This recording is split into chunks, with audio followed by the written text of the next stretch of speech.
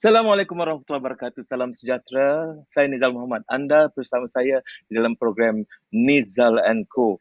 Nizal & Co ingin mempersembahkan satu program baru yang dinamakan Doktor on Call ataupun doktor di dalam ataupun atas talian. Ada yang kata atas akan dalam. Tapi pentingnya ialah doktor ini akan diseru untuk datang muncul di dalam program kita ini bagi membantu anda dalam isu-isu yang berkaitan dengan perubatan.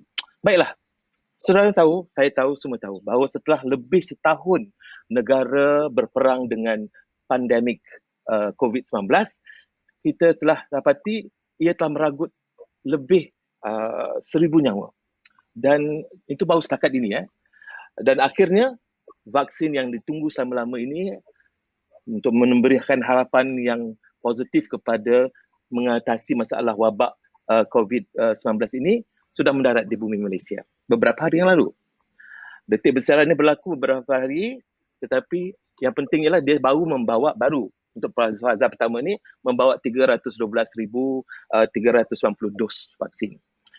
Tetapi pada masa sama, dalam kita berhadapan dengan pandemik COVID-19 ini, kita berhadapan dengan pandemik satu lagi yang saya namakan information pandemic ataupun dipendekkan oleh setengah orang dia kata infodemic. Maklumat yang pelbagai tersebar begitu pantas tanpa sempat kita usul periksa, tanpa sempat kita kaji, dan dia pula bersama dengan dibayangi oleh agenda-agenda tertentu tersendiri pihak tertentu. Prejudis, berlakulah kekeliruan, berlaku salah faham, boleh menjadi penghalang kepada usaha untuk memberikan vaksinasi ini kepada semua. Jadi, Nizal & Co dengan kerjasama M3, M3 ni namanya Medical Mythbusters Malaysia. Okay. Ini satu persatuan dinamakan Persatuan Pembantas Metos Perubatan Malaysia bergabung untuk menghasilkan program ini. Dinamakan Doktor on Call yang kita bagikan tagline, slogan katanya, anda bertanya, doktor menjawab. Episod pertama ini kita khususkan tumpukan kepada menangani isu tentang vaksin COVID-19. Addressing issues on COVID-19 vaccine. Jadi, untuk bersama kita ada dua tamu yang kita datangkan khas daripada M3 sendiri. Mereka adalah ahli-ahli yang profesional di dalam M3. Saya perkenalkanlah kedua-duanya ini. Pertama ialah Dr. Fadli Khairi, seorang pakar perubatan kesihatan awam M3. Dan seorang lagi, Saudara Muhammad Zaihan Mustafa, merupakan pegawai farmasi M3. Assalamualaikum tuan-tuan yang berbahagia. Waalaikumsalam. Waalaikumsalam.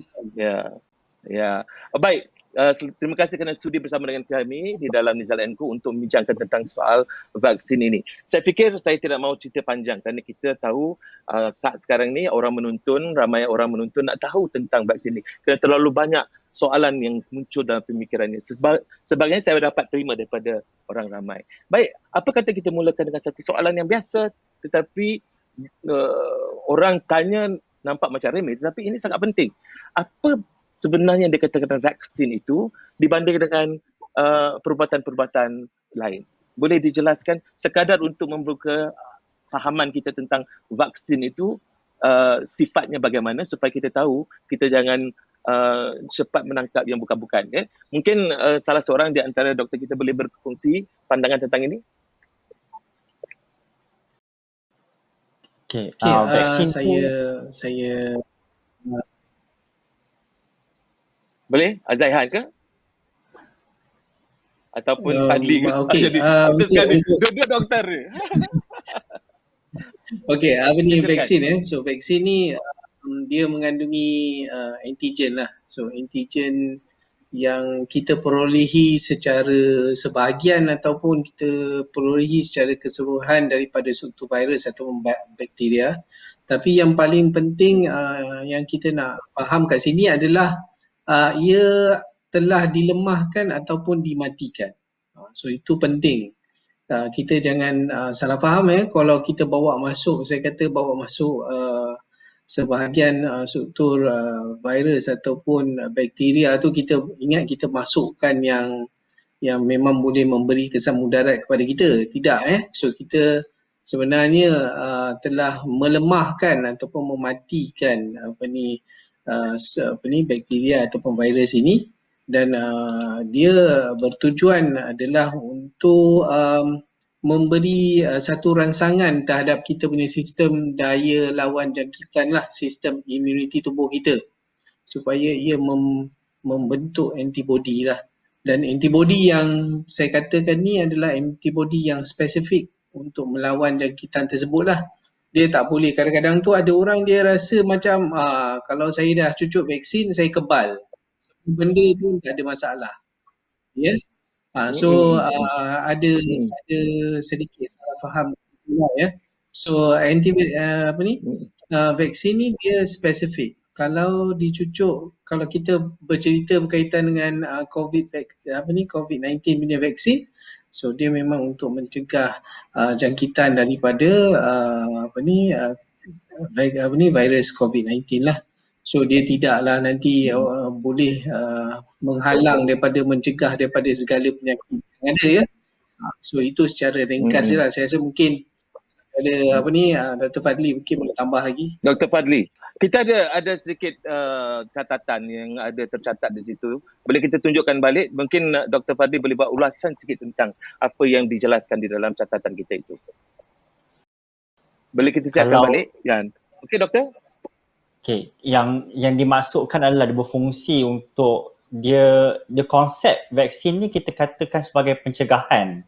Dia tak sama seperti ubat lain. Kalau ubat lain tu kita beri apabila seseorang itu dah sakit, kita beri ubat. Tapi konsep vaksin ni, mereka yang menerimanya mereka masih sihat lagi. Kemudian kita nak latih badan kita ni supaya dia ada daya lawan jangkitan tu. Itu yang kita masukkan kepada vaksin. So kita bagi kepada orang yang sihat. Itulah kalau saya tambah, itulah satu lagi konsep yang penting. Ya.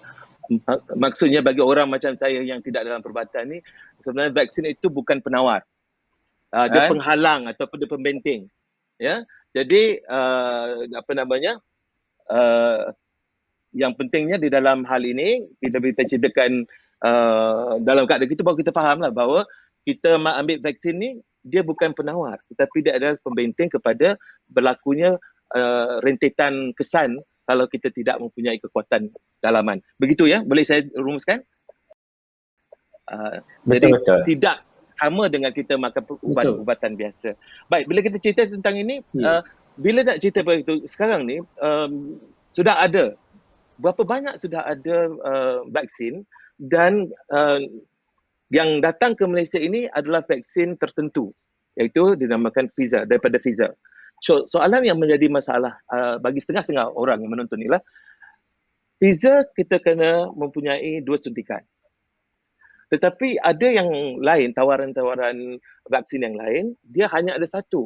Jadi mungkin ini ada berkaitan dengan penghasilan vaksin itu yang mungkin dapat dijelaskan bagaimana ini boleh menjadikan kita berhadapan dengan pilihan-pilihan itu dan kenapa 1 oleh 2, 1 ada 1. Kerana bagi diorang ataupun kepada kita orang di belakang ini menonton, kenapa sampai 2 kali?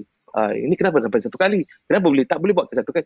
Benda-benda begini semua menjadi satu kerisauan dan keresahan orang ramai. Mungkin dapat dijelaskan, mungkin Dr. Fadli dulu kah?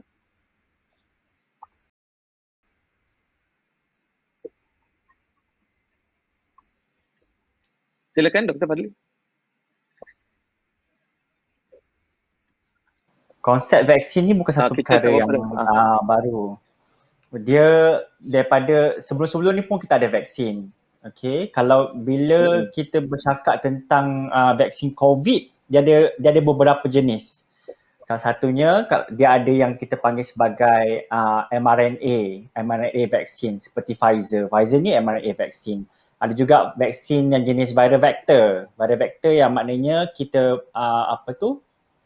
kita menggunakan virus lain yang tidak melakukan replikasi. Ada juga yang kita gunakan inactivated virus itu sendiri. Maknanya virus COVID itu sendiri yang telah dimatikan ataupun yang telah dilemahkan, kita induce untuk memberi latihan lah kepada badan kita supaya boleh ada immunity untuk melawan COVID itu sendiri. Jadi sama ada dosage itu dia bergantung kepada pengeluar vaksin itu sendiri. Maknanya apabila vaksin itu dihasilkan, dia akan tengok secara dia punya efficacy dia. Okey, kalau dikatakan setelah dia beri satu dosage, dia boleh induce the immunity, maka memadailah dengan satu dosage. Tapi jika dia mendapati dosisnya ataupun efikasinya hanya dapat dicapai setelah 2 dosage, maka sebab itulah pada beberapa pengeluar vaksin dia diletakkan 2 dosage itu. Itulah saya rasa kenapa. Okey. Baik, bila kita ceritakan 2 dosage dan sebagainya ini, kita ambil yang mana datang kat Malaysia ni Dan ini yang datang di Malaysia ni ialah dari Pfizer, bukan? Saya mahu dapat penjelasan. Kalau katakan ia daripada Pfizer, bermakna mau tidak mau kita kena 2 kali suntikan. Persoalan yang tentang 2 kali suntikan ni, paling tidak pun kalau 1 ke 2 ke, orang akan berfikir tentang kesan sampingan. Kerana ada yang dibaca di dalam media sosial bahawa memakan atau mengambil satu vaksin itu dia boleh membawa kepada kesan-kesan sampingan. Yang menjadi masalahnya ialah bagi setengah-setengah orang bila dia membaca, setiap seorang itu mempunyai kesan yang berbeza. Jadi bagaimana kita membantu pada masyarakat kita bila kita ambil vaksin itu, bersedialah dengan kesan-kesan sampingan kalau ada. Jadi dapat dijelaskan mungkin Zihan? Ya, berkaitan dengan kesan sampingan selepas suntikan vaksin. Pertama sekali kita kena faham bahawa kesan samping ni bukan vaksin saja ya. Kesan samping ni ubat-ubatan semua pun boleh menyebabkan vaksin, boleh menyebabkan kesan samping. Selain daripada itu, kalau daripada sumber tumbuh-tumbuhan ataupun produk-produk tradisional ni pun boleh memberi kesan sampingan juga. So kesan samping ni bukan satu benda yang asing lah ya. Dan kalau kita nak tengok lagi, memanglah sebab benda ni semua adalah ikhtiar dan juga ciptaan manusia, semestinya kita tak boleh buat sempurna. Walau bagaimanapun semua kesan-kesan samping ni, sebab itulah dia ada setiap pembikinan ubat ya, termasuk vaksin, dia ada melalui beberapa fasa. So fasa-fasa ujian ni, terutama fasa ujian klinikal ya, 1, 2 dan 3 tu adalah untuk kita mengesan dan mengenal pasti kesan sampingan yang berlaku. So kesan sampingan yang berlaku ni tak kisah ya sama ada ubat ataupun vaksin, dia ada yang kita kata kesan sampingan ringan dan juga kesan sampingan yang kita kata serius, dan kemudian dia ada juga yang kita boleh katakan kesan sampingan yang rare lah. Rare ni jarang-jarang berlaku ya. Kesan sampingan yang ringan ni selalunya memang tidak memberi kesan yang sangat ketara terhadap individu yang mengambilnya. Dan kena sedia maklum juga, ada juga yang ia bukanlah sesuatu yang orang kata semua orang ambil, semua orang akan rasa. Ya, so ada orang tak ambil tapi dia okey, dia tak ada masalah. So ada orang dia ambil dan dia mungkin sebab setiap manusia tu berbeza, maka kesan yang berlaku terhadap tubuh badan masing-masing pun berbeza lah. Dan kesan sampingan yang telah direkodkan di dalam kajian-kajian klinikal ni semua, semestinya pihak yang memberi rawatan, iaitu doktor yang merawat dan juga pegawai farmasi yang membekalkan ubat tersebut, kita sedia maklum dan kena pasti yang mana satu yang sesuai untuk kita berikan kepada pesakit tersebut lah. So kalau sesuatu kesan samping tu telah dikenal pasti dan kita telah mengetahuinya, kita akan menggunakan justifikasi sama ada orang kata risk and benefit lah. Maksudnya apakah risiko dan juga kelebihan kalau saya berikan ubat tersebut kepada ataupun vaksin tersebut kepada pesakit ataupun penerima ya. Kalau dia punya benefit tu lebih ya daripada risiko, bermaksud lebih baiklah kita beri. Tapi kalau risiko dia lebih tinggi, sini kita tidak memberi ubat tersebut. Sebab itu benda-benda macam ni, orang awam kena meletakkan kepercayaan terhadap anggota kesihatan yang merawat. Sebab kami ni berlatar belakangkan kesihatan dan kami sentiasa up to date knowledge yang ada supaya kami tahu bagaimana dan jenis apa ubat yang kita nak pakai termasuk vaksin tadi lah.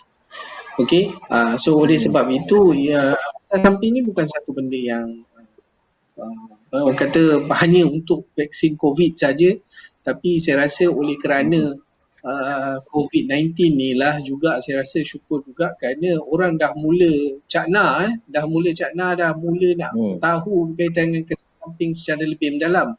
Sebenarnya saya sebagai ahli farmasi dah lama juga saya berkhidmat, penat juga cakap ya, tapi akhirnya orang dah mula nak dengar berkaitan dengan kesan samping ni. Dulu macam cakap pun macam masuk keluar gigi je so akhirnya orang nak dengar dan lebih memahami. Tapi saya mengharapkan supaya mereka mendapatkan tepat lah daripada ahli farmasi ataupun anggota kesihatan yang mudah percaya daripada individu yang tidak tahu dekat apa ni media sosial. Yalah. Ada orang mengatakan dalam musibah ada hikmah. Inilah dia ya. Baik. Mungkin Dr. Fadli nak menambah apa yang dijelaskan oleh Zihan. Saya suka nak tambah kalau yang misalnya yang diorang paling takut lah. Apa tu? Side effect tu diorang kata pasal anaphylaxis reaction selepas orang ambil vaksin. Maknanya kalau ada orang mereka ni dah ambil vaksin COVID dalam masa 15 minit hingga ke 30 minit tiba-tiba ada alahan yang sangat teruk sampai memerlukan rawatan, dimasukkan ke dalam hospital, ada kesukaran bernafas semuanya. Okey, ini macam sering dikatakan dan ditakut-takutkan lah. Sedangkan apa yang berlaku, jumlah anaphylaxis ni sangat-sangat rendah. Kalau dalam 1 juta tu ada dalam beberapa sahaja yang kena dalam anaphylaxis reaction. In fact, kalau bila kita bercakap tentang side effect ni, kita selalu bandingkan dengan side effect ataupun kejadian-kejadian lain yang lebih kena. Misalnya orang kena allergic reaction yang teruk disebabkan makan kacang. Okay? Mereka yang kena allergic reaction yang teruk sebab makan kacang, yang ini lagi banyak sebenarnya daripada anaphylaxis reaction. Okey, ini yang kita katakan sebagai apabila kita mengatakan tentang kesampingan, kita kena bandingkan. Okey, kenapa kita nampak gajah? Itu macam lain pula, kata bahasa macam tak kena. Semut di seberang. Bukan okay. Tapi kiranya kita bandingkan lah. Kita bandingkan, nak membandingkan, maknanya kesan sampingan yang ada daripada COVID vaksin ni sangat-sangatlah rendah sebenarnya dibandingkan dengan kesan yang lebih besar. Misalnya kalau seseorang itu dapat COVID secara semula jadi, kita biarkan dia beri kesan semula jadi, kalau dia ada chances dia ataupun kebarangkalian dia untuk masuk ke ICU maupun na'udzubillah meninggal dunia lagi tinggi sebenarnya berbanding daripada dia dapat daripada side effect. In fact, certain people kadang-kadang bila dapat side effect ni digembira. Oh, maksudnya vaksin ni berfungsi lah sebenarnya.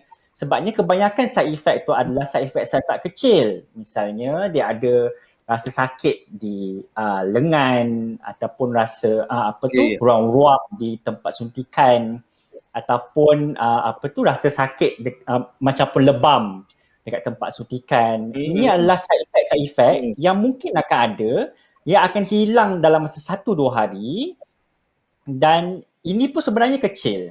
Dan ini ini nak menunjukkan sebenarnya bahawa vaksin tu berfungsi dan badan kita sudah mengeluarkan imuniti terhadap vaksin itu sendiri. Itulah. Jadi kita nak beritahu ialah jangan panik. Ini adalah satu perkara yang lazim berlaku apabila kita menerima vaksin. Kan? Jadi kalaupun ada cerita-cerita orang ada kesan besar, dalam sejuta kalau ada boleh dikirakan jari, itu tidak boleh dikatakan secara menyeluruhnya begitu. Bukan begitu doktor ya? Betul. Ada Saya satu mungkin lagi nak tambah yang sikit. dikatakan bahawa silakan Zian. Saya nak tambah sikit. Yang tadi yang berkaitan dengan kalau kita cakap berkaitan dengan Pfizer punya vaksin ni, yang Comirnaty ni, dari segi anaphylaxis tu, yang setakat terkini yang keluar kajian menunjukkan 4.7 lah. So kira lebih kurang 5 lah. 5 kes untuk 1 juta dos pemberian. So 5 kes untuk 1 juta dos ni 1 juta So kalau kita nak tengok anaphylaxis juga yang disebabkan oleh ubat yang diberi semasa kita bagi general anesthesia.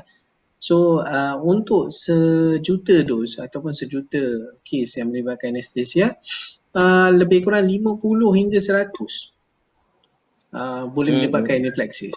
Okay, so yang tu lebih tinggi lagi. So sebenarnya anaphylaxis ni bukan benda baru dalam bidang perubatan. So doktor yang merawat sebenarnya bersedia dah. Kalau katalah jadi anaphylaxis ni, jangan risau sebab ada ubatnya. Kalau nak tahu lebih lagi kan, sebenarnya ada sebab tu kalau kita tengok siapa yang mengambil vaksin COVID ni, kita akan letakkan di ruang pemantauan selama 15 hingga 30 minit. So tujuan dia untuk kita melihatlah sekiranya ada kesan sampingan serius ni. Dan doktor yang terlibat di sana, dia anggota kesihatan yang terlibat di sana telah bersedia dengan segala ubat untuk tujuan kecemasan seperti ini. So dan setakat yang kita tahu pun, semua kes-kes yang melibatkan anaphylaxis ni belum ada yang melibatkan nyawa lah. Maksudnya semuanya boleh dirawat dan kembali pulih selepas itu. So tidak ada satu benda yang kata sangat luar biasa dari dalam bidang perubatan ni. So anaphylaxis ni adalah satu benda yang kita sedia maklum boleh berlaku dan kita bersedia untuk melakukan rawatan dan memberi bantuan terhadap pesakit yang mengalaminya. Dan nak dimaklumkan juga, saya rasa memang telah kita akan screen lah pesakit maksudnya kita akan screen kandidat untuk mengambil vaksin ni, dan memang telah dinyatakan pun sekiranya mempunyai alahan yang pernah mengalami alahan yang serius terhadap mana-mana suntikan vaksin sebelum ini, yang itu adalah antara yang tidak sesuai lah untuk kita ambil vaksin COVID-19 ni. So benda ni semua perlu dianalisa terlebih dahulu. So memang kita akan buat sedikit interview untuk pastikan bahawa penerima ni adalah penerima yang sesuai. So jangan risau terlebih sangat lah, sebab ini bukan satu benda yang luar biasa. Sebenarnya nak tambah selain daripada yang tadi makan kacang pun boleh dapat anaphylaxis, sebenarnya kalau kena sengatan tembuan pun ataupun lebah pun boleh dapat anaphylaxis. So benda ni itu benda yang luar biasa lah Kita nak berehat sekejap, tetapi sebelum kita berehat ni satu soalan yang saya fikir menjadi soalan-soalan cepu mas di kalangan kawan-kawan dan juga sahabat-sahabat yang kita tahu. Dia kata apakah, ini soalan dia, apakah vaksin jenis-jenis macam mana sekalipun boleh mengubah DNA seseorang? Apa jawapannya? Okey. Vaksin macam mana jenis pun dia tak boleh ubah DNA seseorang. Itu jawapan yang pendek lah. Okey, jawapan yang paling kalau panjang sikit, yang diorang paling takut untuk ubah DNA ni yang sebab vaksin mRNA, sebab bunyi dekat-dekat kan RNA, DNA, so ubah DNA macam tu lah diorang fikir macam tu kan. Tapi vaksin mRNA tu dia bagi a strand of the mRNA itself. So tapi mRNA tu dia hanya kawasan dia bertindak tu, dia hanya di luar daripada nukleus. Kita punya DNA ada dekat dalam nukleus. So mRNA ni tak pergi pun ke nukleus. So tak ada istilah sebenarnya dia mengubah DNA kita. Kalau dia ubah DNA kita, maka kita tengok sekarang kita dah bagi banyak vaksin, kita tengok dah semakin banyak alien berada di luar sebab telah berubah. So, Okey. Jadi ramailah akan ada- mutant people ya.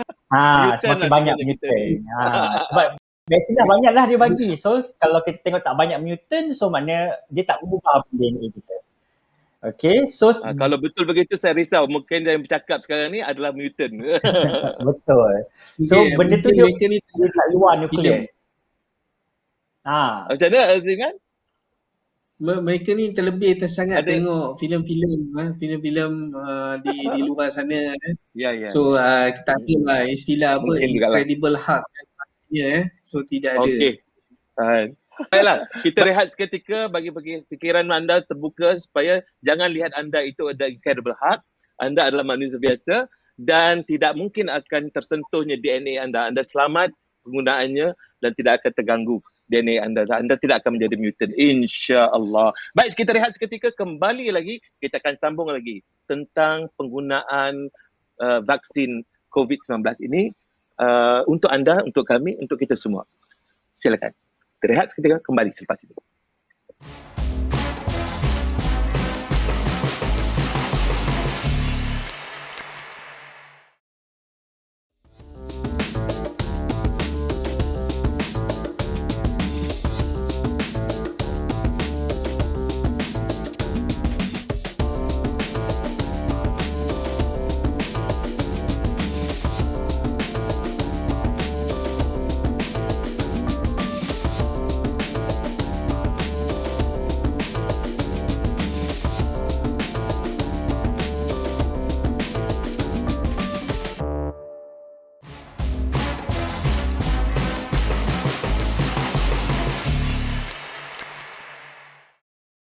Kita kembali lagi dalam Nizal & Co dalam satu program dinamakan Doktor On Call bersama dengan M3. Anda bertanya, doktor menjawab. Saya takkan jawab. Saya akan bertanya juga seperti mana anda, bagi pihak anda. Baik, kita ceritakan dari tentang COVID-19, khususnya tentang vaksin. Dan kita dah cerita, peringkat awal tu dah cerita sikit sebanyak tentang mutasi dan sebagainya. Sekarang kita nak ceritakan tentang khusus mengenai vaksin itu sendiri. Satu soalan yang saya nak tanyakan, mungkin ini dapat dijelaskan oleh Dr. Fadli, ialah mengapa kita perlukan suntikan vaksin sedangkan antibodi boleh dibentuk secara semula jadi dan kita boleh menggunakan ini antara mereka yang membangkitkan soal ini, kita boleh menggunakan organik material yang ada di ataupun bahan-bahan organik, makan buah-buahan dan setentu herba tertentu untuk kita menambahkan kekuatan antibodi. Tak perlu kita bergantung kepada vaksin. Apa reaksi doktor tentang hal ini, doktor? Okey. Satu, kita kena tahu kalau kita dapatkan penyakit COVID ini sendiri secara semula jadi, maknanya kita biarkan diri kita terdedah daripada penyakit COVID, maka risiko kita untuk dapat tahap-tahap yang kritikal tu lebih tinggi berbanding kita dapat vaksin. Vaksin ini merupakan salah satu cara untuk kita dapatkan immunity ataupun antibody terhadap COVID itu sendiri dengan cara yang selamat. Okey, apabila kita dapat immunity dengan antibody dengan cara selamat, maka kalau bila tiba-tiba kita terdedah dengan jangkitan COVID, so jangkitan tu kita ada daya tahan dan dia dapat mengelakkan kita untuk dapat untuk jadi tahap yang lebih kritikal lah. Itu yang pertama. Dan yang keduanya, bukan bila kita hidup dalam komuniti, bukan semua orang bernasib baik.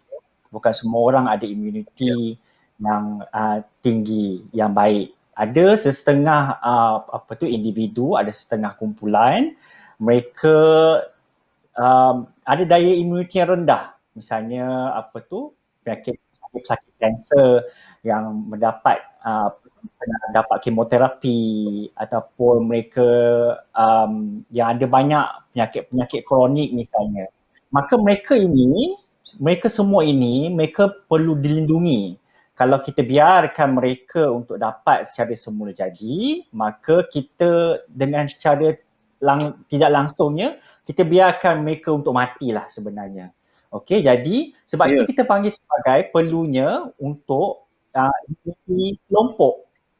Maknanya kita pastikan dalam kelompok, dalam populasi kita ni ada sejumlah yang cukup ramai mendapat imuniti ataupun ada antibody untuk melawan penyakit COVID itu sendiri, supaya kalaulah ada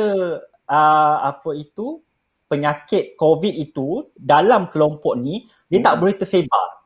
Dan maknanya kelompok itu sendiri terjadi pendinding supaya penyakit COVID ini tidak sampai kepada kumpulan-kumpulan yang tidak boleh mendapat vaksin COVID itu sendiri. Itu yang kita pentingnya untuk dapat vaksin. Satu, kepada individu, supaya kita elakkan dia untuk mendapat penyakit yang severe, tahap yang kritikal. Yang kedua adalah konsep imuniti kelompok, supaya kita dapat melindungi mereka-mereka yang tidak bernasib baik, yang punya imuniti yang rendah, dan supaya sekiranya ada penyakit COVID dalam kelompok tu, dia tak tersebar dan dia jadi pendinding. Dia konsepnya macam slide tadi, dia kata macam konsep dia macam payung. Kalau tiba-tiba dibayangkan COVID tu turun seperti hujan, maknanya kalau payung tu semua orang ada payung, maknanya mereka yang tidak mempunyai payung, dia terlindung.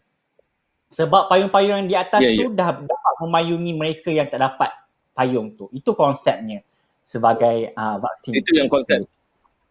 Immunity, itu yang kata immunity kelompok dia, herd immunity tu ya.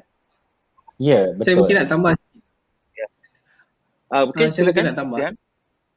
Okey, berkaitan dengan beza antara beri vaksin dan juga untuk mendapatkan jangkitan secara semula jadi ni, tadi Dr. Fadli dah bagi tahulah, beza dia memang kita mewujudkan antibody di dalam badan kita dengan cara yang lebih selamat menggunakan vaksin.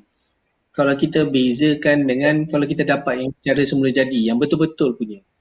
Sebab mereka ni, benda ni memang idea ni ada disampaikan oleh masyarakat, beberapa segelintir lah masyarakat, termasuk juga dalam golongan kumpulan penolak vaksin ni, yang mana dia kata kalau dah dapat daripada jangkitan semula jadi, kenapa kita nak kena vaksinkan kan? So sekarang ni mereka mungkin masih lagi cuba nak memutarbelit ataupun mengelirukan masyarakat.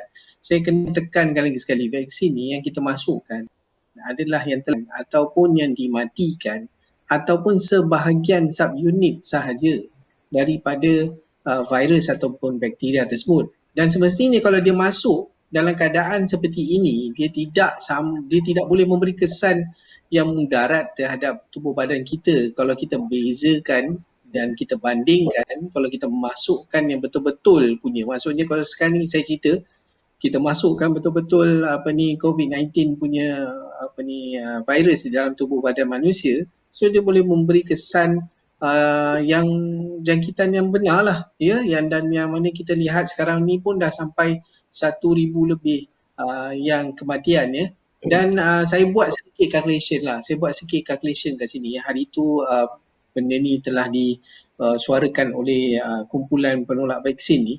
Kalau kita katakanlah dia, sebab dia kata kita bagi semua rakyat Malaysia kena jangkitan supaya kita boleh dapat secara semula jadi dan antibody ni dah terbentuk. Dan kalau kita nak ikut matematik kat sini, kalau kita perlukan 80% untuk membuat herd immunity, so 80% daripada penduduk Malaysia lebih kurang 26 juta rakyat Malaysia. So kalau kita tengok pula statistik kematian adalah 0.4%. So 0.4% daripada 26 juta ni, maksudnya kita dah bersedia untuk mengorbankan 104,000 masyarakat Malaysia hanya kerana kita nak mendengar dan kita nak menggunakan pendekatan mereka menggunakan jangkitan semula jadi. Itu pun saya perlu tekankan, 0.4% yang berlaku kematian sekarang ni adalah disebabkan kita punya kapasiti hospital yang paling penting ICU tu belum fully penuh tau. Okey, hari tu dah hampir nak penuh. Dalam lingkungan 70-80% kematian dia lebih kurang 1,000 kematian sekarang ni. Cuba bayangkan kalau dah fully penuh. Hospital pun dah fully penuh. Adakah masih lagi pada 0.4%? Kita jangan tengok macam tu, kita tengok US terus. yang dah berjuta-juta rakyat dia kena jangkitan, yang mana hospital pun dah penuh, ICU pun dah penuh, dan dia punya kematian dia berpuluh kali ganda lebih tinggi daripada kita, beratus berjuta kali ganda lebih tinggi daripada kita. Saya dah sejuta dah. So adakah itu yang kita bersedia untuk kita buat? Dan kita kena ingat setiap kematian yang berlaku, dia bukan melibatkan individu sahaja. Sebenarnya dia melibatkan orang di sekelilingnya juga. Cuba bayangkan kalau yang meninggal tu adalah ketua keluarga. Bagaimanakah nasib anak bini mereka? So benda-benda macam ni jangan fikir mudah. Setiap satu nyawa tu sebenarnya kalau boleh diselamatkan, kita selamatkan, kerana ia memberi kesan yang orang kata menyeluruh. Banyak orang yang akan terlibat mungkin macam saya kata dia, kalau itu adalah ketua keluarga, apa kata kalau mungkin mak bapak kita. So benda ni bukan sesuatu benda yang kita nak bagi cadangan pun, biarlah ada fakta. Bila kita bagi satu cadangan yang nampak macam boleh pakai ni kan, tapi sebenarnya itu mungkin daripada pemahaman yang tidak cukup lah. Kalau pemahaman yang cukup, dia melihat pelbagai angle, dia tak melihat hanya pada itu. So lebih baik sebenarnya setakat hari ni pun suntikan yang vaksin COVID ni belum lagi menyebabkan sebarang kematian berlaku. Kesan samping tu ada, tapi kematian tak ada. Baik, kedua-duanya kita tahu bahawa orang ramai di dalam maupun di luar negara mempersoalkan mungkin sesuatu yang punyai sandaran. Katanya nak membuat sesuatu vaksin ini, dia mengeluarkan proses. Dan proses ini memakan masa sebenarnya. Tetapi apa yang dilihat ialah kerana pembangunan vaksin itu terlalu pantas dan tidak seperti yang biasa lumrah dilakukan sebelum ini, maka kerana itu pembikinan yang terlalu cepat itu menyebabkan keraguan kepada mereka ini, di antara mereka ini atau di antara orang ramai ini merasakan bahawa belum cukup matang lagi kita sudah memetik buahnya. Jadi bagaimana kita nak bercakap dengan kawan-kawan kita yang sebegini bahawa it's not that, itu bukan itu yang harus kita fikirkan. Bagaimana Dr. Fadli ataupun Zaiman? Dia begini, kita perlu tahu dia tentang teknologi untuk pembuatan vaksin ni bukan satu perkara yang baru sebenarnya. In fact, yang kita bercerita tentang mRNA yang kita katakan jenis vaksin baru ni pun dah lama, daripada 2003 pun sebenarnya dah ada dah, mereka dah buat kajian tentang mRNA untuk coronavirus. Jadi apabila satu perkara ni yang kita panggil hikmah di sebalik musibah tu sendiri kan.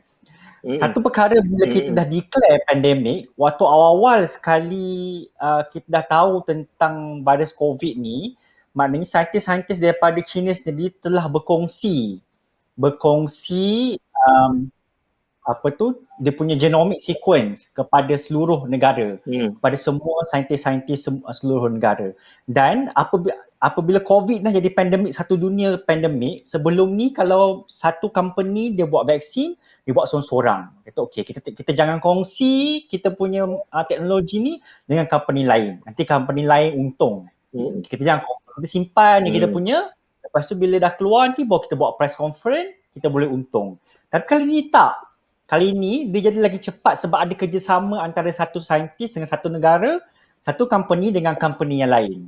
Maknanya benda tu boleh fasa 1, fasa 2, fasa 3 tu boleh berjalan serentak antara company.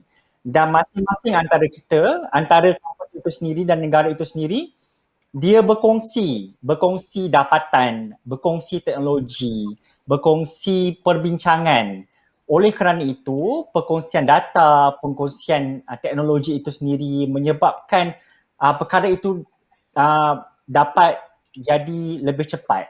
Dan apabila sekarang, kalau lagi satu, sebab sekarang kita dah memang pandemik. Kalau dulu, kalau kita nak buat vaksin untuk pergi ke fasa 1, fasa 2 hingga fasa 3 tu, kita perlu dapatkan volunteers, sukarelawan. Dulu tu nak cukupkan jumlah sukarelawan tu ambil masa yang lama. Sebab ni kan macam fasa fasa 2 tu dia ratusan, tapi bila fasa 3 tu dah menyebabkan ribuan. Untuk dapat ribuan tu dia ambil masa yang lama. Tapi sekarang bila kita dah pandemik tu, nak dapat sukarelawan pun lagi cepat. So di perkongsian maklumat dah jadi lagi banyak, perkongsian teknologi pula, lepas tu kita dapat lagi sukarelawan lagi cepat. Oleh kerana itu, sebab itulah kali ini hasil teknologi dan perkongsian maklumat tu kita dapat hasilkan vaksin COVID itu dengan lebih awal. Menarik penjelasan yang diberikan oleh Dr. Fadli ya. Baik, timbullah juga pandangan ataupun keresahan bagi ibu-ibu yang bakal melahirkan anak ataupun ibu yang ingin melahirkan anak. Katanya dia takut ialah apakah ada kesannya kepada kandungan kalau dia mengambil vaksin itu. Okey, sebab benda yang dimasuk tu adalah ke dalam tubuh badan dia. Apakah vaksin itu katalah berlakunya penentangan daripada kandungan. Jadi dia merasa resah dengan itu, akhirnya dia tak berapa berani nak mengambilnya. Mungkin kepada orang seperti ini ataupun ibu-ibu atau bakal ibu yang macam ini, apakah pula nasihat kita pada mereka? Setakat ni untuk sebab yang vaksin yang berdaftar dengan pihak Kementerian Kesihatan yang dah berdaftar, maksudnya telah boleh digunakan di Malaysia ni hanya satu saja, iaitu daripada Pfizer.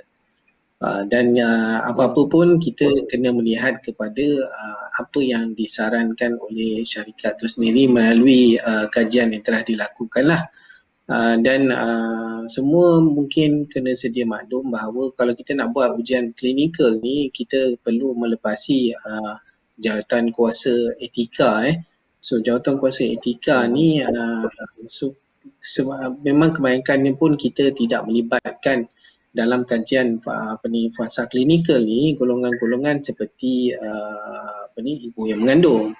Okey. Oleh sebab dalam kajian fasa 3 yang melibatkan vaksin COVID daripada Pfizer ini tidak melibatkan golongan daripada ibu mengandung, maka mereka tidak mempunyai lagi data keselamatan ataupun apa-apa kesan terhadap ibu mengandung yang mengambilnya. Dan kalau tak silap saya dengar pun yang tadi daripada berita menyatakan bahawa pihak Kementerian Kesihatan dan juga jawatankuasa JKJAV telah membuat keputusan bahawa tidak akan memberi suntikan kepada ibu yang mengandung lah. Oleh kerana belum ada cukup data lagi, mungkin maka mereka mengambil keputusan seperti itu. Okay, so saya rasa adalah satu keputusan yang fair. Walaupun dari segi teori mungkin beberapa pakar-pakar lain yang berpendapat tidak bermasalah dan sebenarnya mungkin lebih memberi benefit daripada memberi risiko sekiranya ibu mengandung tu sendiri mendapat jangkitan COVID yang sebenar. Tapi kita rasa kita ikut kepada saranan jawatankuasa dan juga sekiranya pihak NPRA telah menerima hasil kajian yang melibatkan golongan seperti ini dan menilai dari segi keselamatannya, dan mungkin selepas ini ada arahan baru dari semasa ke semasa dan nak tambahan indikasi lah. So tambahan indikasi ini bermaksud mungkin juga golongan kanak-kanak yang bawah daripada golongan kanak-kanak remaja bawah 18 tahun dan juga ibu mengandung, sekiranya dah ada data menunjukkan keselamatan dan juga keberkesanan, maka mereka akan memberi arahan selanjutnya lah. Buat masa ni kerana tidak ada data lagi, maka mereka tidak mengambil keputusan untuk memberi suntikan kepada ibu mengandung lah.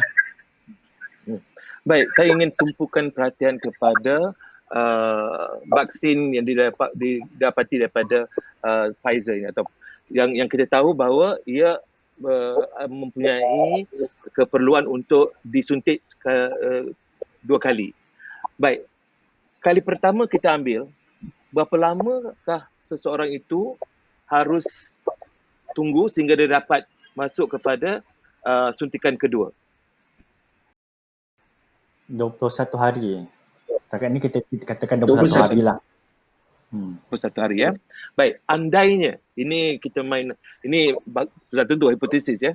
Tetapi andainya hari yang ke-22 dia patut mendapatkan vaksin itu, tetapi ada ada sebab-sebab tertentu akibat daripada sebab-sebab itu dia tidak dapat hadir untuk buat suntikan itu, barangkali ada sesuatu kemalangan berlaku pada dia dan sebagainya, dia tak sampai kepada mendapatkan vaksin itu.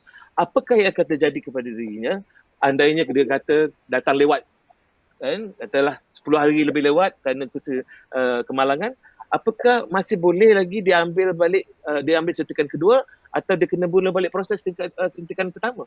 Macam mana, doktor? Satu benda yang pasti, kalau kita ikut style misi-misi setakat ni, kalau by day 22, lepas tu ada orang pura-pura tak angkat telefon, kita akan dengar bebelan lah. Kita akan dapat, kita punya staff nurse, kita punya jururawat masyarakat dah akan start membebel, kata, Encik, bila Encik nak datang ni kami dah call banyak kali, kenapa tak angkat? Encik dah lepas tarikh tu, so kita kena pastikan sebabnya yang nak dapat vaksinnya ramai. So kalau tak nak kena bebel, bila dia cakap datang tu datang, jangan tak datang, dia kena bebel. Tapi yang pastinya, kalau on the serious side lah, kalau on the serious side, dia based on, sebab kita bagi the second dosis tu adalah untuk boost immunity yang terhasil daripada suntikan vaksinasi yang pertama. Okey, bila kita bagi suntikan imunisasi yang pertama, kita akan nampak there's a spike of the immune response. Maknanya dia punya proses pembentukan imunisasi itu semakin meningkat. Tapi dia akan waning down, dia akan menurun. Kerana itu kita perlukan boost. Sebab itu kita perlukan second doses lah. Dia katakan kita boleh still lagi fleksibel. Maknanya kalau dia terawal 4 hari ke ataupun terlewat 4 hari ke, masih lagi boleh dimaafkan. Mungkin ada sedikit bebelan, yang rasa sakit pun rasa sakit di hati dan telinga sahaja. Okey, tapi dari segi immunity-nya tidak ada apa-apa. Dia masih lagi boleh menunjukkan the boost tu kita boleh masih dapat efekasinya. Setakat ini, mengikut recommendation, kita tidak menggalakkan lebih daripada 30 hari. Okey, sebab kita nakkan the boost tu supaya dapat efekasi tu. Daripada suntikan pertama. Kita tak mahu dia tak dapat the boost tu sebab kita risau the efekasi tu akan menurun. Betul lah. Kalau dia boleh tambah. Katalah. Kalau nak tambah, ada nak ditambah? Ini farmasi pula punya pandangan. Saya rasa sama ya. Untuk booster yang kedua tu adalah untuk meningkatkan dia punya keberkesanan lah. So keberkesanan yang selepas suntikan kedua tu boleh mencapai sehingga 95%. Itu mengikut kajian untuk vaksin Comirnaty daripada Pfizer ni lah ya. So kalau kita hanya dapat satu suntikan saja, dia tidak cukup lah efekasi dia, keberkesanan dia sehingga 95%. Sebab tu kita perlukan suntikan yang kedua dan dia punya keberkesanan ataupun prestasi dia boleh sampai 95% selepas 7 hari selepas tu lah, selepas suntikan yang kedua. Itu based daripada kajian yang telah ditunjukkan. Oleh sebab itu sangat penting untuk dos yang kedua ni. Dan kalau dah terlalu lama sangat, maka ia terpaksa lah. Tapi kena ingatlah sebab setiap dos yang kita terima sekarang ni sangat berharga ya. Kerana kalau boleh itulah yang kita ada dan kita pastikan masyarakat kita mengambilnya dan mengambil mengikut apa yang disarankan. So dia tak bolehlah main-main sebab kita kena ingat itu semua satu kerugian dan juga sekiranya kerugian tu berlaku maka kita telah menghalang orang kata hak orang lain. Oleh sebab itu jangan kita kena serius lah berkaitan dengan perkara ni. Dan kalau kita betul-betul nak membantu negara untuk mengelakkan pembaziran dan dalam masa yang sama kita juga nak bantu negara untuk melawan wabak ini ya, menghalang daripada mencegah daripada penyakit dijangkiti dan juga menghalang daripada penularan, maka kita kena bersama-sama untuk pastikan kita mencapai orang kata immunity yang kita inginkan daripada pemberian vaksin ni. Sebolehnya kalau boleh memang kita nak capai yang tertinggi lah, lebih kurang 95% ya. So yang itulah yang rugilah kalau kita hanya ambil satu tapi itu satu lagi kita tak ambil. Andainya doktor dan juga Tuan Ziman ni, andainya ada di antara warga kita yang tidak mahu menerima suntikan, apakah itu dibenarkan ataupun oleh kerana ini satu zaman darurat, suka tak suka telan, suka ambil, bukan telan, terima, atau kalau katakan tidak, baik, tidak diganggu, tapi jangan haraplah nanti akan diberi lagi selepas ini kerana anda sudah menutup pintu. Bagaimana? Setakat hari ini yang semua Gibran. sedia maklum bahawa memang tidak ada satu polisi yang mengatakan mandatory lah. So tidak ada polisi yang mengadakan mandatory dan dia memang atas sukarela. Walau bagaimanapun ia amat disarankan. Ya, kalau kita lihat kalau dari segi agama Islam itu sendiri di bawah muzakarah kebangsaan pun menyatakan bahawa ia harus. Tetapi ia wajib bagi golongan yang telah ditetapkan oleh kerajaan. So yang tu bagi yang mana beragama Islam tu rasanya eloklah kita patuh ya. Sebab benda ni semua berkaitan dengan sesuatu yang telah dibincangkan di peringkat bukan sahaja alim ulama tetapi juga di dalam kumpulan alim ulama ni juga dibawa masuk kumpulan pakar-pakar perubatan untuk memberi pandangan. So itu adalah pendapat yang saya rasa amat penting ya untuk semua ambil faham, sebab kita semua tidak jawab ya, sebab apa yang kita ambil hari ini, apa yang kita ambil bukan saja untuk diri kita. Sebab tu kalau kita tengok dia punya tagline pun lindungi diri, lindungi semua. Ya, sebab kita bukan nak lindung kita saja, sebab nak sampai kepada herd immunity tu kita memerlukan kerjasama semua orang. So kalau sama hari ini anggota kesihatan adalah frontliner, orang yang kita anggap seperti inilah adiwira, okey, tapi kita bagi peluang untuk semua rakyat Malaysia untuk turut sama jadi adiwira ni.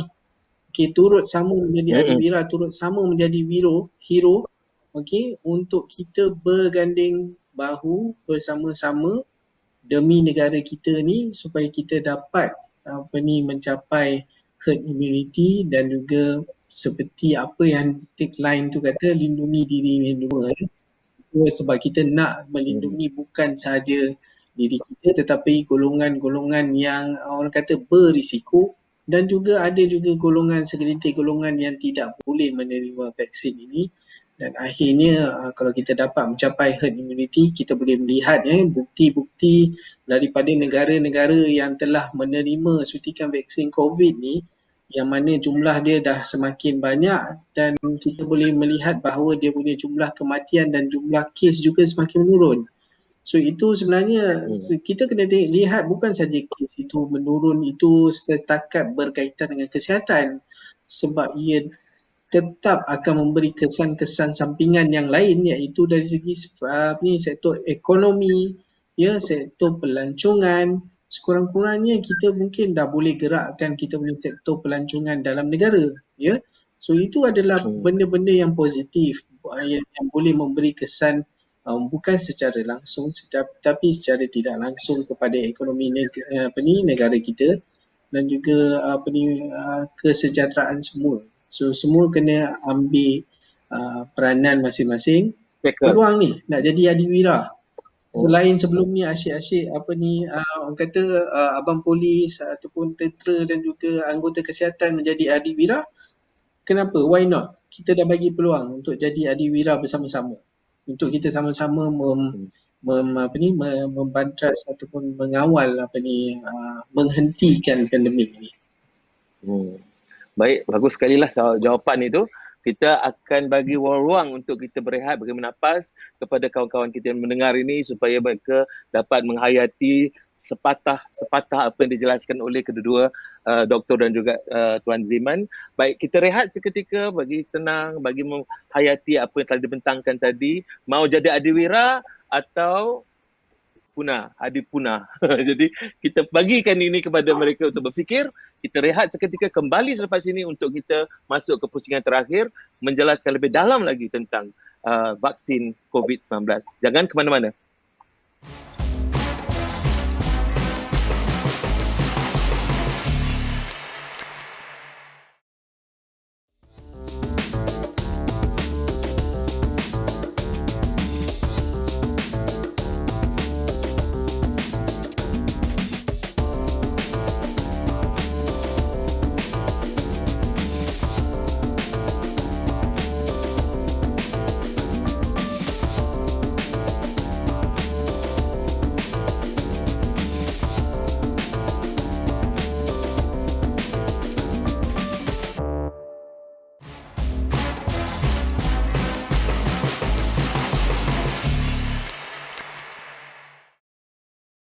Baik, kembali kita di dalam siaran Nizal & Co khusus dalam program Dr. On Call bersama dengan teman-teman daripada M3 Medical Mythbusters Malaysia ataupun Persatuan Pembantras Mitos Perubatan Malaysia. Baik saudara, kita bincangkan tentang vaksin COVID-19 dan kali ini saya nak mengambil apa yang disebutkan tadi oleh Tuan Ziman kita tentang keputusan-keputusan yang dibuat oleh majlis fatwa dan sebagainya.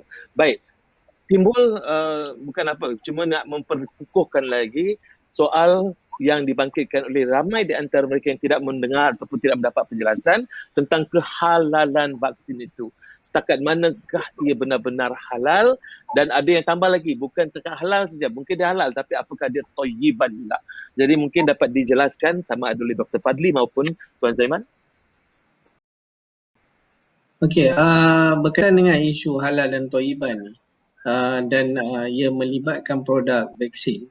Okey, pertama sekali kita kena lihat kepada situasi yang kita alami lah. Sebab bila kita keluarkan sesuatu hukum tu sama ada harus, wajib dan sebagainya, dia melihat bukan sahaja dari segi halal tu sahaja, tapi ia melihat juga kepada keadaan yang sedang dialami oleh masyarakat kita. Bukan masyarakat kita saja, tapi bila kita kata pandemik ni maksudnya secara global lah, ya.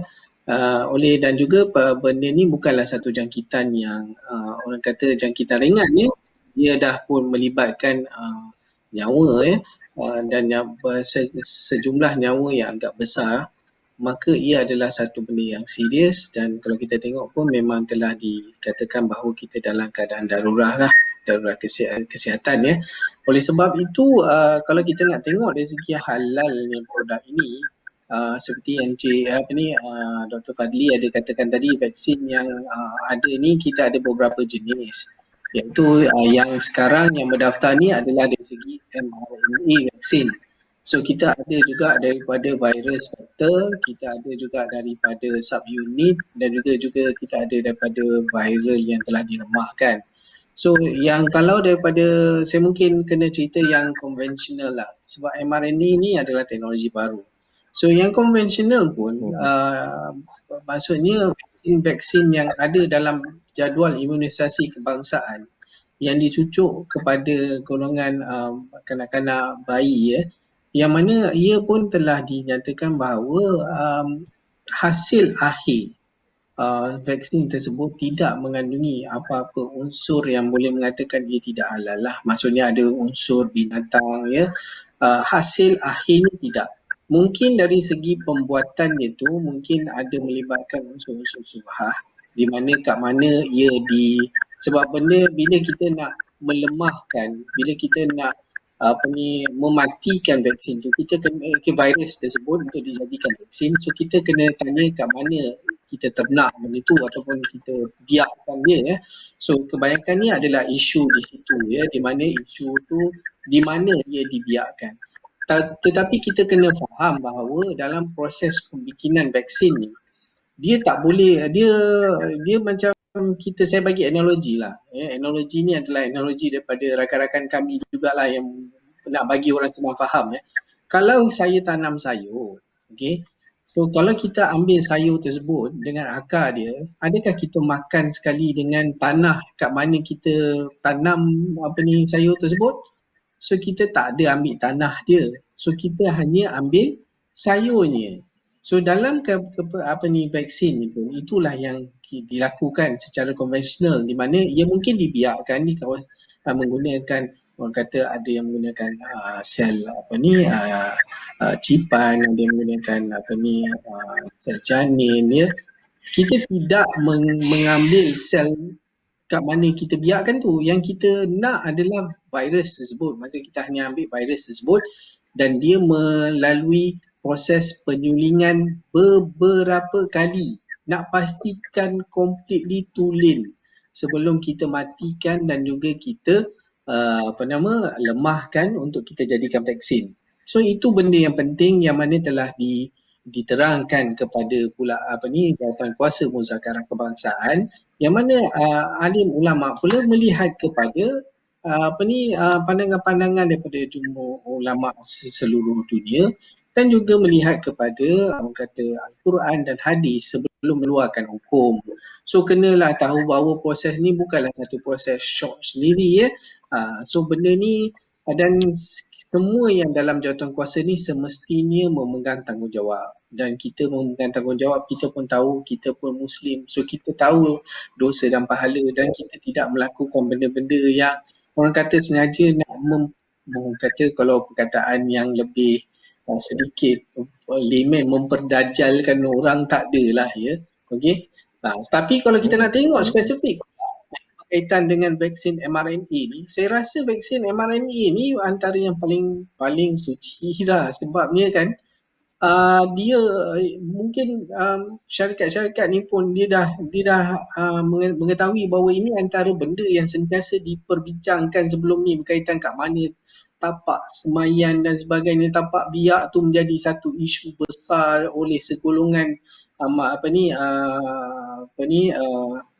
orang. Maka apa yang dibuat dalam teknologi mRNA ni adalah suatu benda yang secara sintetiknya dibuat di dalam amal, tidak melibatkan apa-apa proses pembiakan, ya, yang mana proses nak menghasilkan jujukan genetik itu adalah dihasilkan di dalam amal menggunakan teknologi recombinant DNA.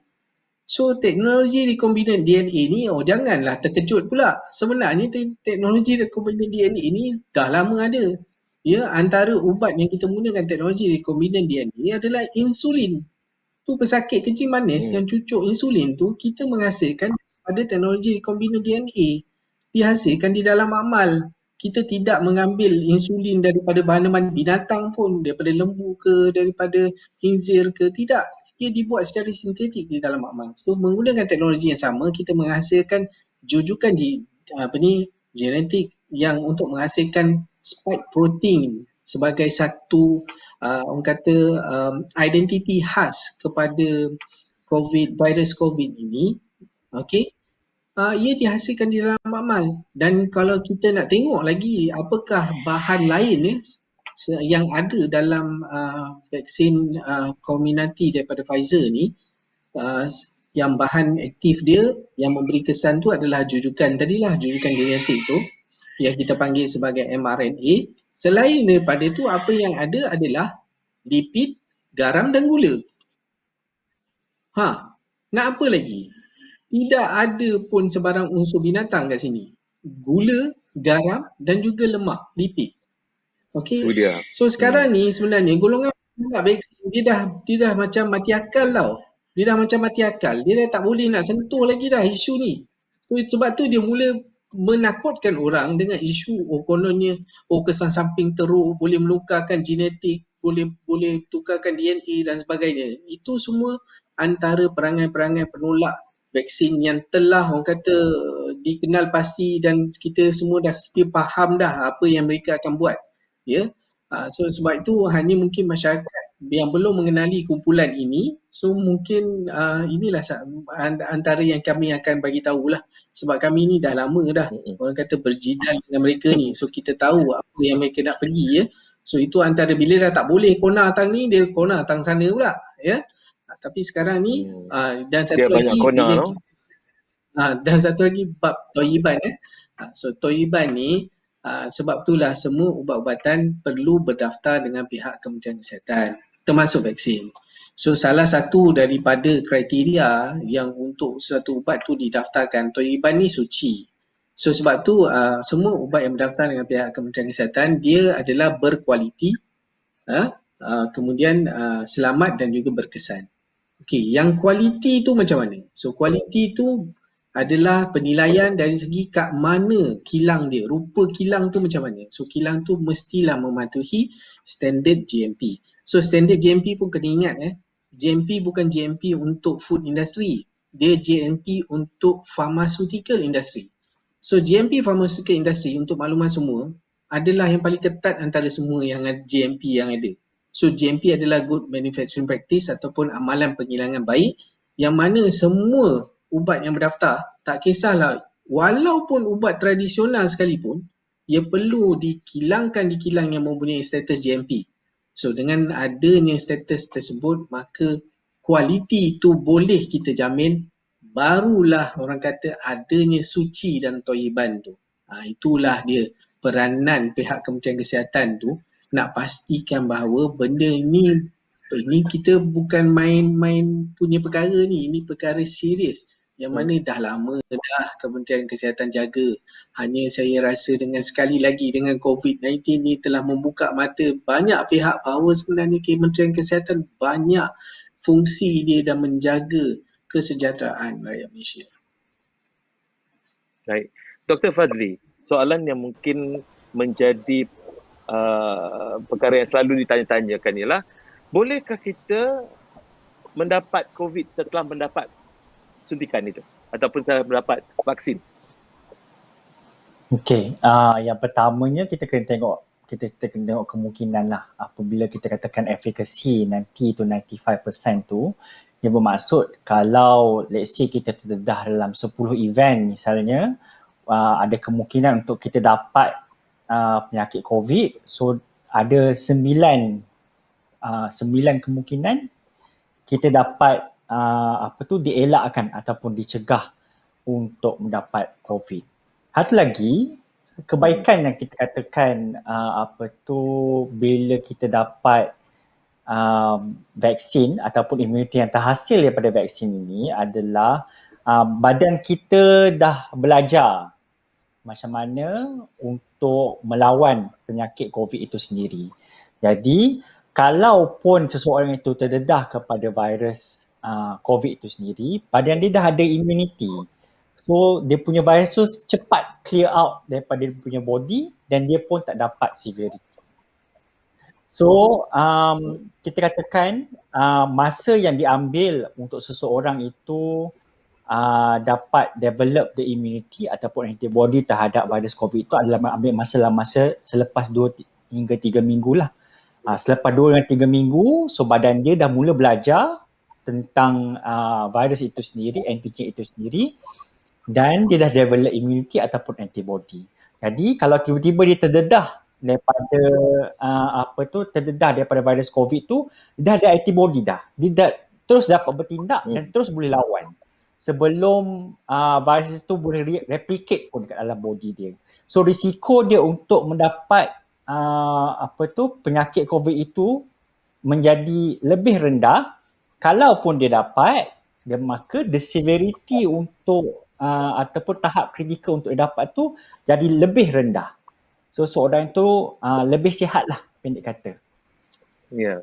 Tapi doktor, dalam proses itu, apakah ada kemungkinan seseorang itu boleh membawa ataupun menyebarkan COVID-19 itu, katalah dia sudah mengambil tetapi belum dapat kesan itu menyeluruh, dia apakah mungkin ataupun apakah ada kemampuan dia untuk menularkan virus itu kepada orang lain? Okay, berkenaan tentang transmission tentang sebaran, kita tak cukup lagi data. So among throughout the world, kita katakan kita masih lagi belum cukup data nak menunjukkan sama ada vaksin ini boleh mengekang transmission ataupun penyebaran virus COVID ni. Tapi daripada data yang kita tengok, one thing for sure, secara kasarnya, the raw data yang kita dapat daripada Israel misalnya, dan di UK misalnya, kita dah melihat bagaimana apabila sejumlah besar mereka yang telah diberikan vaksin COVID ini, kita melihat penurunan kes dan juga penurunan kes yang masuk kepada ICU. Kita dapat lihat sini macam di Israel dengan kadar vaksinasi yang tinggi di sana, kita boleh dapat lihat penurunan 60 hingga 70% kes yang berlaku di negara itu sendiri. Jadi kalau lagi banyak data kita boleh tengok, lagi banyak kita boleh buktikan bagaimana transmisi itu berkurangan. Jadi secara rawnya kita boleh tengok negara-negara yang mana tahap vaksinasi ini semakin tinggi, kita boleh melihat penurunan kes. Namun saranan yang tetap dianjurkan oleh WHO, walaupun seorang itu dapat vaksinasi, mereka masih lagi perlu dianjurkan supaya masih lagi mematuhi SOP, masih lagi perlu pakai mask, penjarakan 1 meter, tidak berkumpul tempat ramai. Okay? Bukanlah bermaksud, dia dapat vaksin 2-3 minggu, lepas ni bolehlah kita keluar tak pakai mask semua. Orang tanya kenapa? Sebab dia dapat vaksin. Tak. Sehingga kita dapat the immunity threshold, sehingga kita dapat buktikan bahawa tak ada transmission, sehingga itulah kita masih lagi perlu mematuhi SOP, memakai mask dan sebagainya. Terima kasih kerana penjelasan tadi, Doktor. Cuma saya nak tambah lagi soalan yang mungkin penting bagi ramai di antara kita tahu ialah berapa lamakah masanya bagi vaksin itu membina immunity daripada COVID-19 ini? Mungkin dapat dijelaskan sedikit. Kalau kita tengok daripada data yang ada setakat ni, apabila seorang itu dah dapat vaksin tersebut, kita perlu lihat dalam masa 2 hingga 3 minggu. Dalam 2 atau 3 minggu tu kita boleh tengoklah macam mana immunity tu dah semakin terbentuk dan seterusnya dapat untuk melawan jangkitan COVID-19 itu sendiri. Baik. Baik, ini sampai ada tambah? Ya, silakan. Untuk mencapai 95% tu memang kena ada booster dan selepas 7 hari daripada suntikan yang kedua lah. Barulah itu melalui data yang ada lah. Ya, dan ini spesifik untuk vaksin COVID-19 daripada Pfizer atau vaksin yang daripada vaksin lain daripada yang lain tu yang masih belum berdaftar dengan pihak MPRA, kami pun belum ada sebarang informasi untuk kita boleh kongsikan lah. Okey, kedua-duanya ya. Apakah ada kemungkinan juga vaksin-vaksin lain akan sampai ke bumi kita untuk dimanfaatkan oleh masyarakat kita? Ya, pastinya. Tapi kalau semua apa-apa vaksin pun, dia perlu melalui NPRA. Kita punya, bila NPRA ni dah tengok dia punya keselamatan, efficacy, dapat kelulusan, baru kita gunakan di populasi kita. So maknanya jangan risau bila mana-mana vaksin kita bukan macam pilih sayur dekat pasar. Kata macam nama sedap je kita ambil lah. Tak, bukan macam tu. So bila ni yang slide ini tunjukkan apa nama-nama yang kita dah ada dalam proses negotiation yang akan sampai di Malaysia. Jadi yang dalam negotiation ni pun NPRA akan tengok sejauh mana dia punya efficacy, keselamatan. Baru dah diluluskan itu baru kita akan gunakan. Saya cuma nak mencelas ini untuk pengetahuan mereka yang mungkin masih lagi kabur dengan pengetahuan maklumat mengenai ataupun apakah itu efficacy, itu adalah keberkesanan ya. Sebagai cikgu bahasa Inggeris bercakap ni bagi membantu. Kalau kata ada di antara tak faham, efficacy itu keberkesanan. Boleh disahkan oleh doktor-doktor semua dengan juga farmasis, betul ya? Betul. Ya, betul. Saya mungkin nak tambah sikit lagi berkaitan dengan NPRA ni ataupun singkatan kepada Regulatory Pharmacy Negara ataupun dalam bahasa Inggerisnya National Pharmaceutical Regulatory Agency, NPRA. So selama hari ini mungkin ramai masyarakat Malaysia pernah dengar FDA. So FDA adalah badan regulatory di US. So semua negara ada badan regulatory dia. So di Malaysia badan regulatory yang mengawal produk-produk pharmaceutical ni adalah yang kita kenali sebagai MPRA. So sebenarnya kita kena berbangga juga dengan orang kata kita punya badan regulatory ni sebab mereka ni adalah gatekeeper memastikan keselamatan semua produk yang sama ada produk tu dikilangkan di dalam negara maupun diimport daripada luar negara. Kalau dia produk ubat-ubatan farmaceutical termasuk vaksin, semuanya perlu melalui standard yang sama, syarat yang sama, keperluan pendaftaran yang sama. Dia tidak ada macam pilih kasih kat situ, tidak ada ya. Sebab itu mereka mengambil masa dalam proses-proses pendaftaran ni. Bukan macam hari ni hantar semua dokumen, esok boleh lepas. Tidak So produk-produk ni semua perlu dinilai oleh jawatan kuasa yang terdiri daripada pakar-pakar. Dan kita sekali lagi lah, kita perlu bangga sebab ni apa orang kata, masyarakat Malaysia sendiri mempunyai kepakaran dalam bidang-bidang ini untuk orang kata dan setanding dengan badan-badan regulatory di luar negara so janganlah kita asyik nak memandang tinggi terhadap badan regulatory luar negara sedangkan badan regulatory dalam negara kita pun setanding dengan mereka. So bina keyakinan, yakin bahawa mereka yang bertugas di MPRA menjalankan tugas yang sepatutnya dalam mendaftarkan produk-produk farmaceutical termasuk vaksin ini, dan mereka menilai setiap sudut untuk pastikan bahawa ubat-ubatan termasuk vaksin yang nak dibawa masuk ke dalam Malaysia dan berdaftar ini adalah yang berkesan, berkualiti dan juga selamat. Dan untuk makluman juga bahawa ubat selalu ni kalau kita daftarkan ni, kalau tak silap saya, dia tempoh pendaftaran adalah selama 5 tahun sebelum dia perlu di-renew.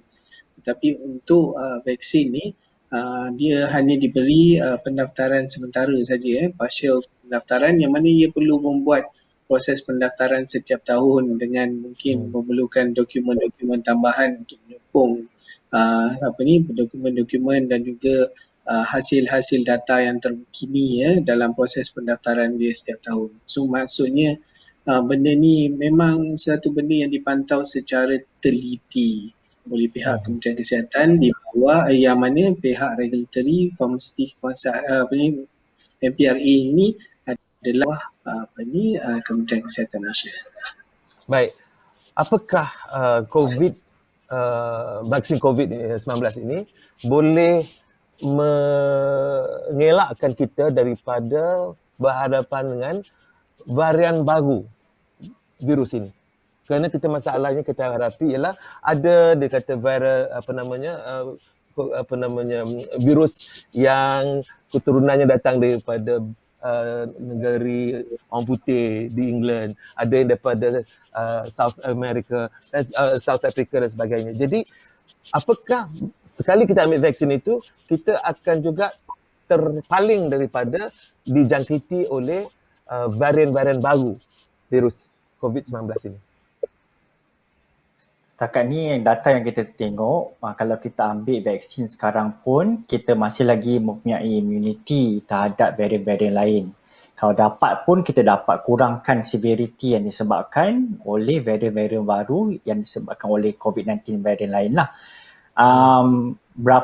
Sama ada selepas ini kita akan perlu renew lagi untuk ambil vaksin ini, yang tu mereka masih lagi mengumpul data sebab setakat ini mereka masih lagi belum cukup lagi data untuk menunjukkan berapa lama imuniti yang terhasil daripada COVID-19 ini boleh tahan setahan mana.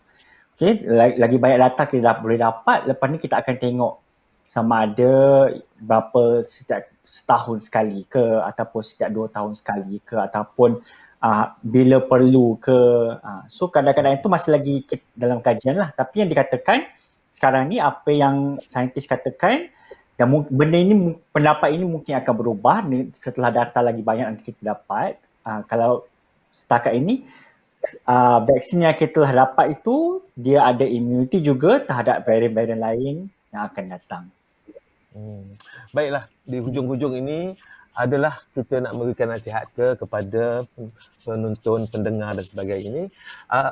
Setelah kita mendapat vaksin ini, apakah kita masih memerlukan pelitup mukanya ataupun mulutnya dan hidung, kemudian melakukan penjarakan fizikal dan sebagainya, atau kita boleh tapi tak perlulah berat-berat sangat, tak ada masalah untuk kita bercampur tapi asalkan kita tutup mulut dan hidung saja.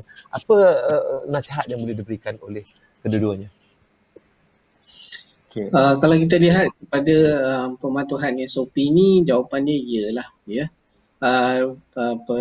Semua kena sedia faham bahawa bila kita beri suntikan vaksin ini adalah tambahan kepada ETR yang sebelumnya. So ETR yang sebelumnya iaitu apa yang kita sedang lakukan sekarang ni adalah ETR yang mana ialah daripada startnya awal PKP tahun lepas sehinggalah ke hari ini, apa yang kita ada hanya waktu tu memang tak ada vaksin, hanya 2-3 hari ni barulah sampai vaksin di muka bumi Malaysia ni. Adalah dengan patuh kepada SOP yang telah ditentukan, iaitu penjarakan sosial, memakai pelitup muka, basuh tangan selalu, memakai hand sanitizer, pastikan elak daripada kawasan yang sesak, yang sempit dan juga sembang dalam keadaan yang dekat. So benda-benda ni semua adalah ETR yang kita lakukan dan vaksin ini adalah tambahan kepada ETR yang sedang kita lakukan. So dari segi adakah selepas ni kita masih lagi? Ya. So sebab kita tak boleh lah macam dapat satu, yang lain tu kita abaikan, tak boleh. Kita kena juga sebab vaksin COVID ni benda yang kita tak nampak. Macam mana kita nak pastikan bahawa benda tu betul tiada di sekitar kita, sehinggalah mungkin dari segi pembuktian, dari segi statistik dan data yang menunjukkan bahawa penurunan kes, dari segi penurunan jumlah jangkitan, jumlah kematian, dan kita pun rasanya pernah mencecah kepada angka kosong, tidak ada jangkitan, dan saya rasa kita pun mungkin nak mengidamkan melihat statistik itu kembali, dan nanti selepas itu dan diarahkan oleh pihak kerajaan yang mana kita mungkin dah boleh lepas daripada SOP yang telah ditentukan, itu adalah apa yang kita akan ikut dan patuhlah. Tapi setakat suntik vaksin ni, kita masih perlu lagi menjaga SOP yang telah ditetapkan.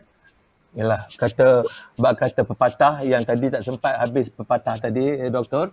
Ni pepatah yang biasa orang kata, mendengar air guru di langit, air di dalam tempayan dicurahkan. Jadi jangan kerana adanya vaksin ini maka segala SOP kita tinggalkan, kita lupakan kerana kita sudah kononnya punya kekuatan adanya vaksin itu. Itu mungkin nasihat yang boleh kita dapat daripada perbincangan yang dibangkitkan ini. Akhir sekata, mungkin saya berikanlah ruang untuk kedua-duanya memberikan nasihat akhir. Ini akhir itu bermakna bukanlah akhir bagi selama-lamanya, akhir untuk hari ini, untuk episod kali ini. Jadi mungkin dapat diberikan sedikit petua-petua ke, dipersilakan. Mungkin kita mulakan dengan Dr. Fadli. Daripada saya, nasihat saya, kita sahutlah saranan, kita sahutlah usaha kita untuk kita dapatkan immunity threshold. Apabila kita dipanggil untuk mendapatkan vaksinasi, kita sahut, kita datang dan kita dapatkan vaksinasi. Percaya kepada proses dan percaya kepada bagaimana imunisasi ini boleh membantu banyak perkara sebenarnya. Dan kita doakan semoga proses imunisasi dengan vaksinasi di negara kita ini berjalan lancar lah. Sebab menjadi harapan besar kita sebenarnya untuk kita mendapat 70 ke 80% daripada populasi kita menerima vaksin itu sendiri. Baik, Tuan Zimat. Okay, bagi saya apa sahaja yang berlaku sekarang ni dari segi wabak semua ni adalah yang telah ditentukan oleh Allah SWT. So dalam kita berada dalam keadaan kesusahan, dalam keadaan wabak ni, semestinya juga Allah memberi kita jalan keluar. Dan mungkin dari segi pematuhan pada SOP dan juga ETR kita yang seterusnya menggunakan vaksin, ini adalah antara yang mendapat satu keredaan daripada Allah SWT dan kita bersama-sama dapat mengatasi masalah ini. So seperti apa yang dikatakan oleh Dr. Fadlin tadi, kita perlulah menjawab saranan ini, dan seperti yang saya katakan awal tadi, kita bagi peluang kepada semua masyarakat sekarang ini untuk bersama-sama frontliner untuk menjadi adiwira dalam negara kita ni, untuk kita bersama-sama menerima suntikan vaksin ini demi untuk melindungi diri dan juga untuk melindungi semua, dan harapan kita untuk kita mengatasi masalah pandemik ini dan juga penularan wabak COVID-19 ini.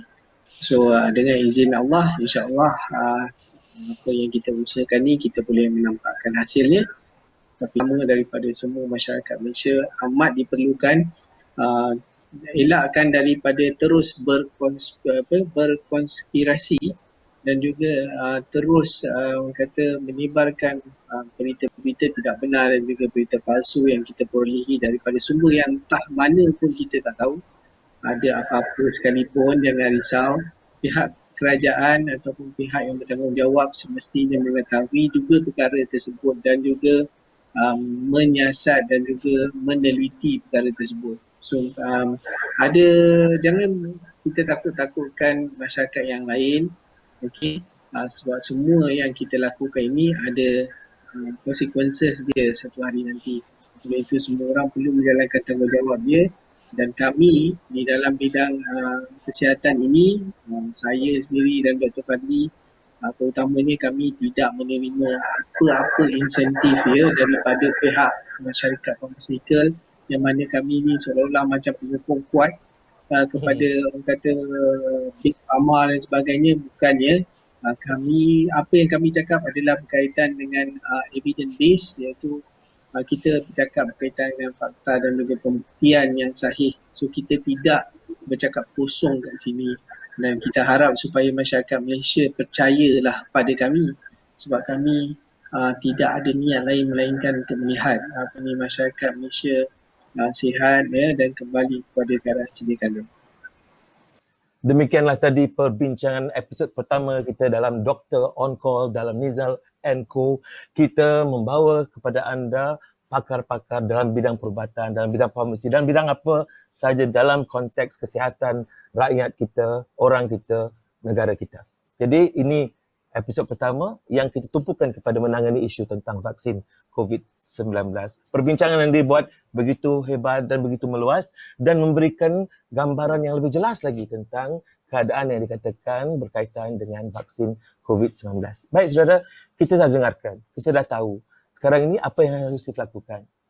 Kesimpulannya, lindungi diri, lindungi semua. Dan ini memerlukan rasa kemuafakatan antara kita. Bukan hanya kita mengharapkan pihak-pihak kesihatan saja mainkan peranan, kita sendiri kena mainkan peranan.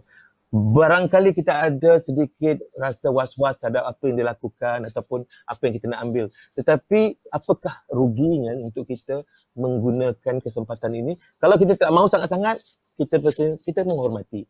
Tetapi bagi saya, yang penting ialah kita pastikan jangan sampai perbuatan kita itu akan membawa kesan kepada orang lain. Jadi saya tidak ada lain melainkan rasa hormat dan rasa terharu dengan kehadiran kedua-dua tetamu kita tadi. Terima kasih sangat-sangat Dr. Fadli Khairi, pakar perubatan kesihatan awam M3 kita. Terima kasih juga kepada Zihan Mustafa, pegawai farmasi M3. Terima kasih kepada M3 sendiri yang dinamakan dalam penuhnya Medical Mythbusters Malaysia ataupun pembantras mitos perubatan Malaysia, kerana bersudi bersama dengan Nizal & Co untuk kita menjayakan Dr. On Call ini. Jangan lupa saudara, kita akan ada dari semasa ke semasa, kerap juga akan diadakan Dr. On Call ini. Jadi kalau ada di antara anda mempunyai pandangan, mempunyai soalan lagi atau mempunyai sesuatu yang mungkin dapat kita buat liputan mengenai itu di dalam Dr. On Call ini, sila kemukakan pandangan anda itu di dalam media sosial kami. Jadi sehingga kita berjumpa lagi, saya ucapkan salam kasih, salam sayang. Selamat kita menghidupkan rasa kemuafakatan kita di dalam menjayakan urusan bagi mengatasi masalah COVID-19. Sehingga jumpa lagi. Assalamualaikum, salam sejahtera. Kita akan nantinya bersama dalam Dr. On Call lagi.